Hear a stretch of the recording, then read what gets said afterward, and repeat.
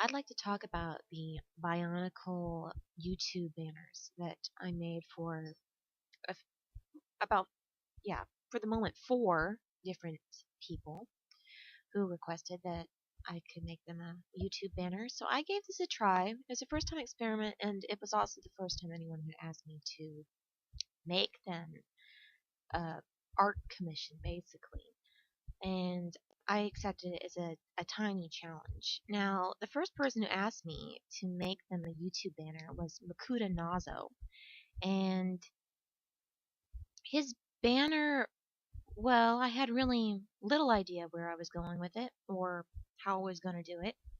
At first, I thought he wanted something kind of complex because he asked me to make him one after he saw this drawing that I did Lewa, and this Lewa drawing was very complex, extremely detailed. So I told him, well, it's going to take a little bit of time, and the thing is, that sort of detail would take a little too much time and effort for me, especially because, you know, this is an experiment, and because I'm not charging, I felt that it would be perfectly fine for me to decide how I wanted to make this banner and what style I wanted it to look like. So I told him I would make it and I would just make it the way I thought was nice and see if he liked it. So all I did for his was take a white backdrop and played around with the guess size of how big it should be, and you'll find that later on I actually started figuring out ways of measuring the banners exactly to YouTube format. So I found a what do you call it, a template for that, and then I started making better banners. But for his, all I did was take a photograph of his mock character, and I wanted it to look kind of comic book like, and I thought, yeah, why not? Let's play with this. I'm just going to take the photograph, which is easier, and I'm going to see what I can do with it. So I took this picture of his and I put it in my Photoshop and I played around with it. And what I ended up doing was using a cutout filter option, which kind of gives it this basic color setup. And then after I got this cutout filter, I put over a poster line edges and adjusted that to my desired set. And I made it look kind of like a painted comic book panel. So that seemed to work. And then I reversed the image and made his hand direct itself to the name of his YouTube channel and his character, Makuta Nazo. So after I got all that down, that was fun, and I played around with the background. I put in some spiky edges, which is just a paintbrush that I had in the program, and then I put in some multicolored blotches, basically paint blotches, some black and some red to match the color schemes of his character. So that seemed to be pretty good, and it came out pretty quickly. And once I got that, I was like, okay, well, I guess I can share this now and see how it goes. So I put this up, and when I did, I was very surprised to find that not too long after I posted it, several more people asked me to make them banners. And I was like, well, all right, I'll experiment and see what I can do. It's probably going to be something in a similar style. I'm pretty much like the basic look of this, so I thought maybe I can incorporate this look throughout all the different banners that I start making and just vary it a bit and see what I can do without having to stress myself too much with, thinking up too many different styles and all that. So the next person I managed to make a banner for was A Firestorm. And A Firestorm's banner, I didn't know what he wanted for it. All I knew was that his character is obviously a fire type of some kind, and I figured, okay, so we want to go on this theme here. I did the same thing with a photograph of his as I did with Nazo's, and I put it down on the banner, and then I thought, well, how does fire look? It's red, and it's got some orange and yellow in there, and it kind of crackles, and it's vibrant and pretty, and I'm like, oh, okay.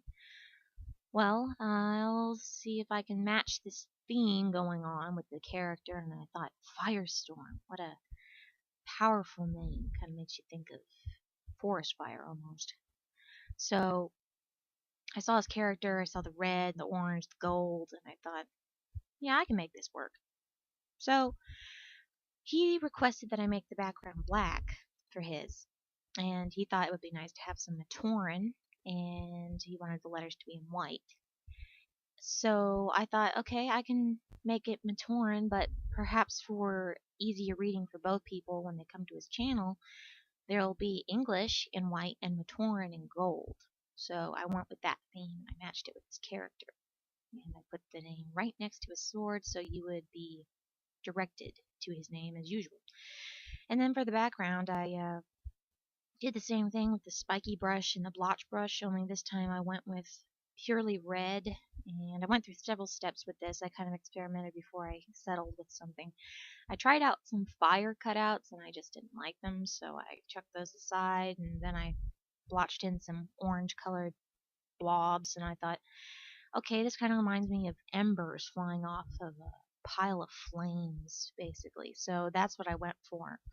And I put all this paint stuff down, and then I took a burn brush and I added a little depth to these blotches and to the fiery, crackly edges that are sharp. And I gave them a bit of a variation in color to make it more like flames. So that was Toa Firestorms, and I had a pretty good time with that. Then we go on to Bionicle Mock for the win.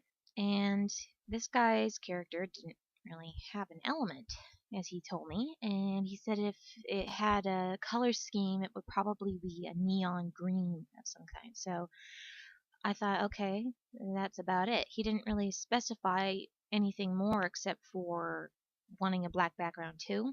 And he gave me the photograph of his character. And I took it and I thought, this one looks pretty cool. He's got a nice snazzy gun. He's holding it up like a, James Bond kind of poster look there. So I took this and I cut out the background and I did the same thing with his character as I have with the others. And then I applied that. And I put in the spiky black spots and some green blotches and again burned some of the spots to make color variation. And then I put his name in white and surrounded it with a small glow border. Now, the theme I was going for here, because I was kind of just going on the fly of what I thought might match this character, he said his character had stealth. So I thought, what a stealth match.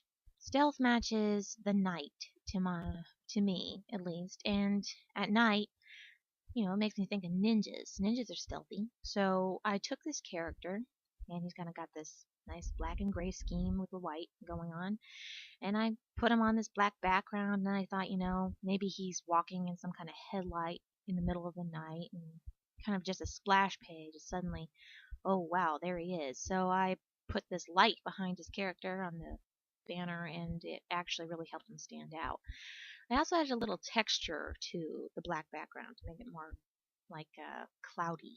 Thought that was kind of cool, so I just kept that, and then I shared it, and he liked it, and I went through a lot of experimentation after that, trying to figure out how to make the perfect banner that actually works and all that. So that was his. And then after that, Toa Axel got back to me.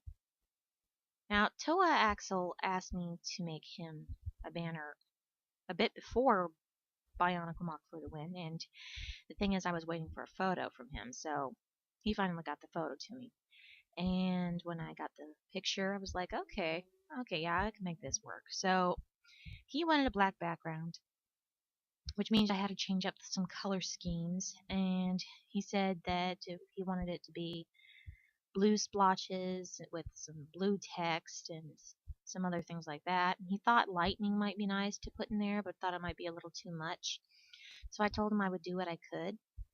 And I took the black and I put his character on there, and I like that headlight look, so I put the light behind his character too, just as I did the Bionicle Mock for the Wind banner.